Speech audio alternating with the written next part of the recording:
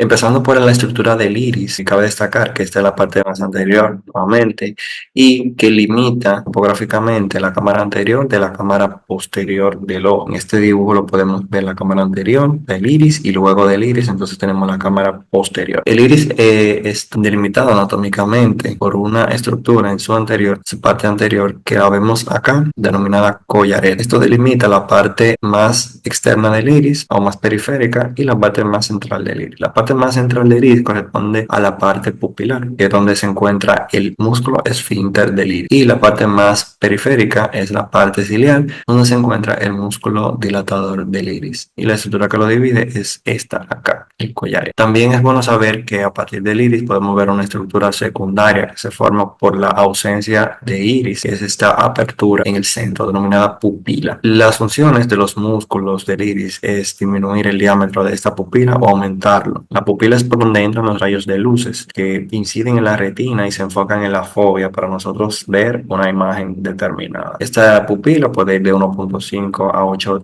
milímetros de diámetro y se puede modificar por la contracción o dilatación de los músculos del iris. Aquí vemos un diagrama donde vemos varios cortes, visualizar algunas estructuras. Por ejemplo, aquí vemos las fibras musculares del músculo dilatador y aquí vemos las fibras del músculo esfínter. Aquí vemos los tejidos del vaso sanguíneo, donde vemos el círculo mayor arterial del iris acá, en la parte más externa, en la parte anterior del cuerpo ciliar, y el círculo arterial interno o menor acá en la parte pupilar. Aquí vemos la superficie donde podemos ver estas criptas de Fuchs y vemos el relieve de la superficie anterior del iris. Hablando un poco de la irrigación, debemos destacar que el iris está irrigado por una combinación de la arteria ciliar anterior, que viene de la muscular, a su vez de la oftálmica, la ciliar posterior larga, que a su vez viene de la oftálmica, pero que penetra directamente en la parte o polo posterior del ojo. Cuando estos se dirigen hacia adelante, se anastomosan a este nivel, en la base, en la parte más anterior del cuerpo ciliar, formando el círculo mayor arterial del iris.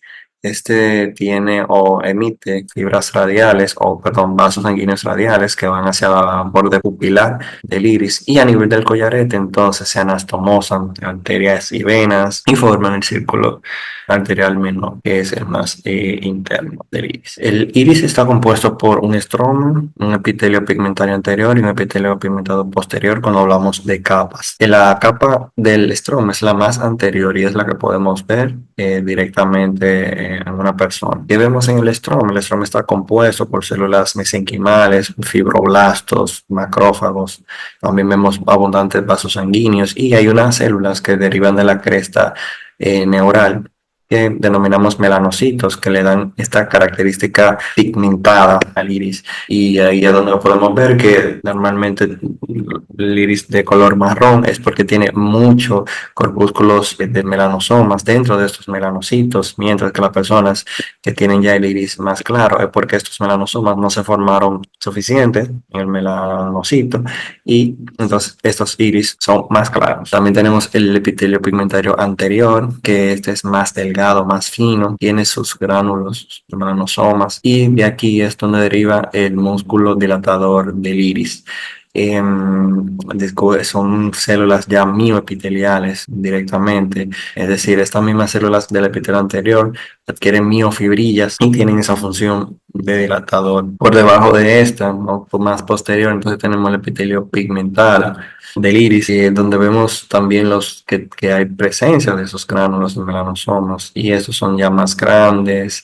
Estas células rodean el borde posterior. Cabe destacar que el epitelio neurosensorial o la retina neurosensorial se continúa con el epitelio pigmentado posterior de la retina y también con el epitelio no pigmentado del cuerpo ciliar. Mientras que el epitelio pigmentado anterior se corresponde con el epitelio pigmentado del cuerpo ciliar y con el epitelio pigmentario de la retina también. Del epitelio pigmentado anterior se forman o nacen unas fibrillas que le dan el aspecto de un músculo dilatador al iris. Este músculo dilatador, su función es abrir el diámetro pupilar, hacerlo más grande para que penetren más los rayos de luces a nivel del ojo y se junten en la retina polo posterior. Este músculo dilatador del iris tiene una inervación tanto simpática como parasimpática. La contracción de estas fibras para la dilatación de la pupila se da por la vía simpática alfa-adrenérgica. Cuando esos músculos se contraen por un estímulo simpático, entonces se abre el diámetro pupilar, se aplica un estímulo parasimpático, entonces se inhibe esta respuesta dilatadora, o sea, se inhibe la acción del músculo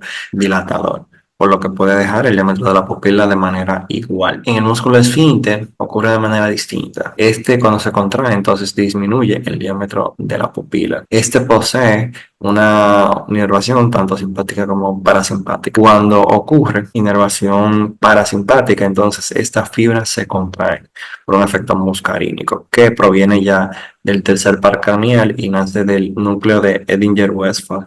Entonces, cuando acá se estimula de manera parasimpática, entonces las fibras se contraen y se cierra el diámetro pupilar. Hay una miosis. Y un efecto también adyacente, es decir, secundario de esa acción o de ese estímulo parasimpático es inhiben las fibras dilatadoras. Entonces, al inhibirse las dilatadoras y excitarse las esfinterianas, entonces se reduce el diámetro. En el caso de que haya un estímulo simpático, ocurre lo contrario. Se activan las fibras dilatadoras y se inhiben entonces las fibras esfinterianas. Y por eso hay una midriasis. Entonces, aquí vemos un diagrama donde se puede ver el estímulo o la vía, como la luz produce los reflejos de contracción del iris y la dilatación de o sea, de la pupila específicamente. Cuando la luz incide, que llega a la retina, el nervio óptico transporta esa señal hasta los centros receptores a nivel del tallo. Eso hace contacto, núcleos de Edinger-Westphal que comparten a su vez esa señal con los demás núcleos motores del tercer par craneal y luego envían una señal efectora hacia la pupila, pero lo hace de manera bilateral, por lo que se va a efectuar un efecto fotomotor directo y también un efecto consensual. Aquí vemos que actúan, como ya mencioné, la parte tanto simpática como parasimpática, de acuerdo a cómo llegue la luz a nivel de la retina. Cuando hay poca luz, entonces no hay mucha señal a nivel de la retina, por lo que no hay mucha señal a nivel de esta vía y las pupilas, como no hay un estímulo parasimpático, se queda el estímulo simpático latente, lo que hace que haya midriasis. Ahora, en presencia de luz, entonces se activa toda esta vía y el estímulo parasimpático hace que la pupila se contraiga. Los músculos esfinterianos tienen unos receptores específicos colinérgicos que cuando se da en presencia de estas sustancias que son parasimpático mimética, entonces produce un efecto de miosis. Ya el músculo dilatador tiene receptores adrenérgicos que cuando se utilizan sustancias simpático miméticas, entonces este hace que se dilate la pupila, una midriasis. Entonces tenemos también antagonismos de eso mismo para evitar que se efectúe la acción del músculo en sí. En el caso del músculo esfínter tenemos antagonistas como la atropina, ciclopentolato y tropicamina. En el caso del adrenérgico, la fentolamina, propanolol, timolol, ha sido de provecho. Esto ha sido todo.